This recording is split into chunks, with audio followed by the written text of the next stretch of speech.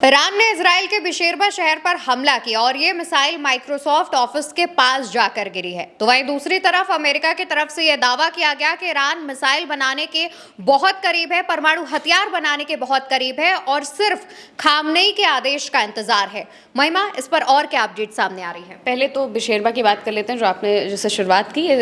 Iran ने Israel के बिशेरबा शहर पर बैलिस्टिक मिसाइल से हमला किया। आज सुबह हमला हुआ है। इसके पहले कल भी ईरान ने 4 शहरों पर हमला किया था। इनमें बिशेरबा भी शामिल था। तेल अवीव, बिशेरबा और इसके अलावा 2 और शहर थे, होलोन और रमतगढ़ करके।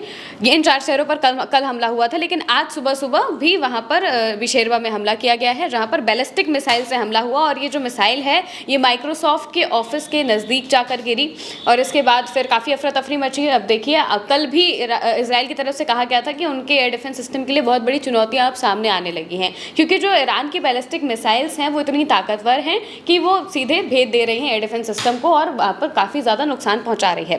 दूसरी बात, जो अमेरिका की तरफ से कहा गया है कि परमाणु हथियार बनाने के बहुत करीब है ईरान। तो देखिए, न्यूयॉर्क टाइम्स की एक रिपोर्ट है, उसके मुताबिक ये कहा गया है कि अमेरिका ऐसा मान रहा है कि अब जो ईरान है उसके पास परमाणु हथियार बनाने की पूरी क्षमता है। उसके पास सारे जो इंग्रेडिएंट्स होने चाहिए, उसके लिए जितनी जो चीज़ें चाहिए होती है परमाणु हथियार बनाने के लिए, वो सब उसने इकट्ठा कर ली है। और इंतज़ार सिर्फ और सिर्फ ईरान के सुप्रीम लीडर यानी कि अली खामनेई के हाँ का है। जिस दिन वो हाँ कह देंगे उस दिन जो ईरान है वो कुछ ही हफ्तों में अपना परमाणु बम बना लेगा। ये बात कही गई है व्हाइट हाउस की प्रेस सचिव कैरोलिन लेविट के तौर पर। उन्होंने कहा है कि अगर ईरान के सर्वोच्च नेता अयतुल्ला अली खामनेई आदेश दे दें तो ईरान कुछ ही हफ्तों में परमाणु बम बना सकता है। लेविट ने यह भी कहा है कि ईरान के पास परमाणु हथियार बनाने के लिए ज़रूरी हर चीज़ मौजूद है, अब बस अपने नेता के हाँ का इंतजार है। उन्होंने ये भी बताया है कि अगर ईरान ऐसा करता है तो इससे सिर्फ इजराइल नहीं बल्कि अमेरिका और पूरी दुनिया की सुरक्षा को खतरा होगा। लेकिन दूसरी तरफ ईरान का जो दावा है, या ईरान को जो भी कंट्रीज सपोर्ट करते हैं, जो लोग सपोर्ट करते हैं,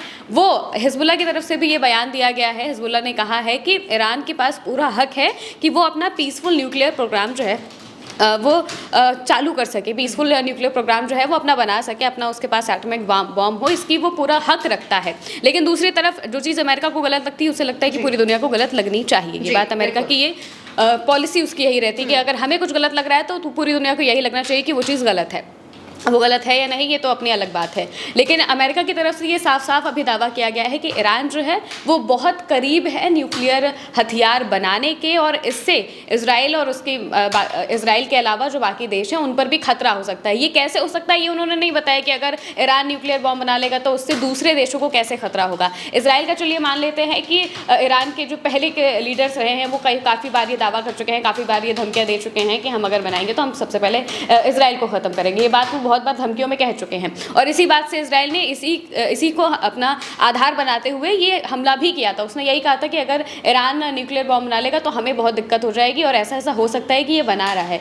उनके पास पुख्ता सबूत नहीं थे कि ईरान बना रहा है या फिर नहीं बना रहा है न्यूक्लियर बॉम्ब, लेकिन ये कहते हुए इजराइल ने सीधे हमला कर दिया था और अभी तक पूरी दुनिया ने इस पर कुछ नहीं कहा है। ये काफ़ी सोचने वाली बात है कि एक कंट्री दूसरी कंट्री पर हमला कर देती है सिर्फ अपनी सोच के हिसाब से कि भाई हमें ऐसा लगता है कि ऐसा हो सकता है, इस वजह से हम कर दे रहे हैं।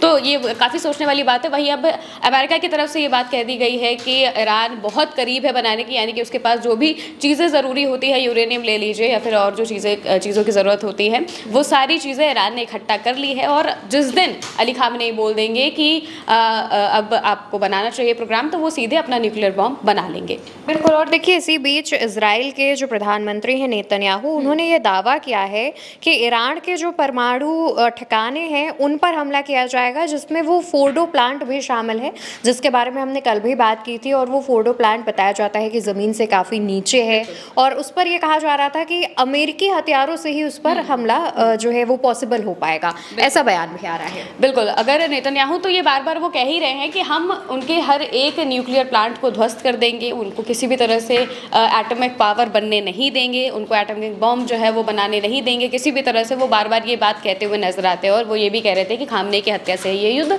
रुकेगा।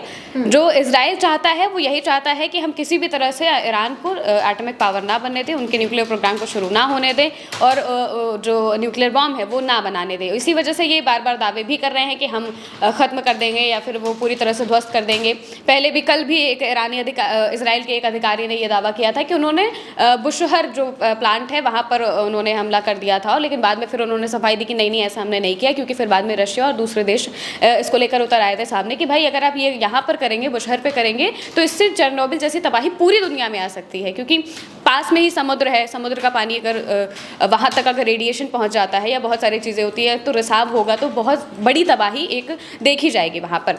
बिल्कुल। और देखिए इसी बीच जो जानकारी है वो ये भी सामने आ रही है कि ईरान जो है वो लगातार इजराइल पर एयर स्ट्राइक कर रहा है। अब तक करीब 450 जो ड्रोन्स हैं उनसे और इससे ज़्यादा मिसाइलों से हमला किया जा चुका है, और लगातार ये जो आंकड़े हैं वो सामने आ रहे हैं जिसमें ड्रोन्स और मिसाइलों का की जिक्र किया जा रहा है, उन पर बात की जा रही है कि इतने ज़्यादा मिसाइल्स और ड्रोन्स से हमला किया जा रहा है। वहीं दूसरी तरफ अगर हम कल की भी बात करें तो इसराइल का जो एयर डिफेंस सिस्टम है वो ईरान की जो मिसाइलें हैं उनके आगे फेल होता नजर आ रहा है, जैसे कि फतेह 1 और सिज्जिल मिसाइल।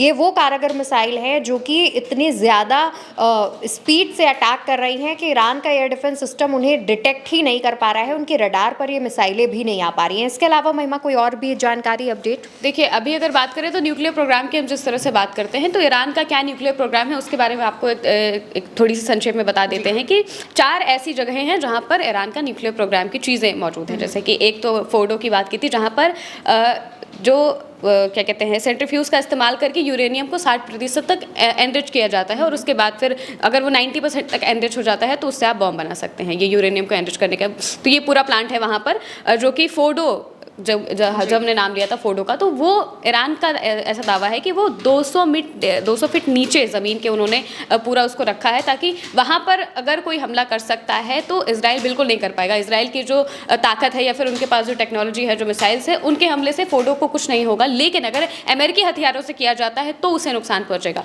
और अमेरिका अगर सीधा कूदेगा तो इसका मतलब है कि तबाही तबाही हो गई, क्योंकि ईरान ने पहले भी कहा है कि अगर आप सीधे आएंगे तो हम आपको नहीं छोड़ेंगे। इसके अलावा बुशहर एक न्यूक्लियर पावर प्लांट है, वहाँ से सिर्फ पावर प्लांट चालू होता है, यानी कि बिजली बनाने का ही काम होता है वहाँ पर। दूसरा ऐसा नहीं कि वहाँ पे वो बहुत न्यूक्लियर रिएक्टर बना रहे हैं या दूसरी चीज़ें कर रहे हैं। इसके अलावा एक नतान्ज एनरिचमेंट प्लांट है और वहीं इस्फहान न्यूक्लियर टेक्नोलॉजी सेंटर है। ये 4 जगहें हैं जो कि बहुत इंपॉर्टेंट है ईरान के लिए अपने न्यूक्लियर पावर प्लांट के न्यूक्लियर प्रोजेक्ट को लेकर।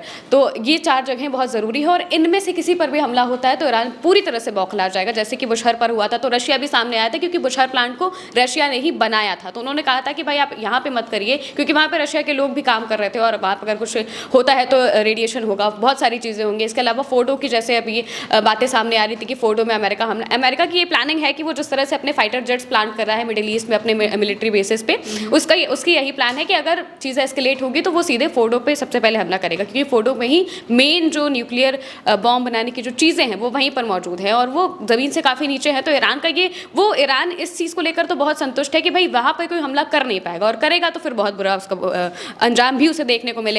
तो ये सारी चीज़ें हैं, और अभी युद्ध जो है वो बहुत ज़्यादा एस्केलेट होता हुआ दिखाई दे रहा है, क्योंकि ऑस्ट्रेलिया ने तेहरान से अपने लोगों को निकालना शुरू कर दिया है। इजराइल में जो भारतीय लोगों थे उन्हें वापस बुलाने की बात कही गई है कि जो भी आना चाहते हैं कृपया चले आएँ वापस, क्योंकि बहुत चीज़ें एस्केलेट हो रही हैं, बहुत ज़्यादा बॉम्बिंग हो रही है, और नुकसान तो होगा ही, कैजुअलिटीज़ होती ही हैं जंग में, तो वो भी हो सकता है। इस वजह से कहा जा रहा है कि भाई अब जितने भी लोग हैं, अलग अलग देश के लोग अपने लोगों को इजराइल और ईरान दोनों जगहों से बाहर निकाल रहे हैं। बिल्कुल। और देखिए ये जो इजराइल और ईरान की जंग चल रही है, इसी बीच जो क्रूड ऑयल है वो लगातार महंगा होता जा रहा है। ईरान भी क्रूड ऑयल का जो सप्लाई करने वाला एक बहुत बड़ा देश है, लिस्ट में तीसरे नंबर पर आता है, और उसके भी दाम इतने ज़्यादा बढ़ रहे हैं। और कहा यह जा रहा है कि अगर ये जंग और लंबी चलती है तो ऐसे ही क्रूड ऑयल की जो कीमतें हैं वो बढ़ती रहेंगी, और इसका खामियाजा देश बाकी जो देश हैं उनको भी भुगतना पड़ सकता है, क्योंकि तमाम ऐसे देश हैं, जैसे कि भारत की ही बात कर ले तो 80 से 85% ऑयल वो बाहरी देशों से अपने देश में सप्लाई करता है, और उसके बाद जो आम ज़रूरतें हैं वो पूरी होती हैं।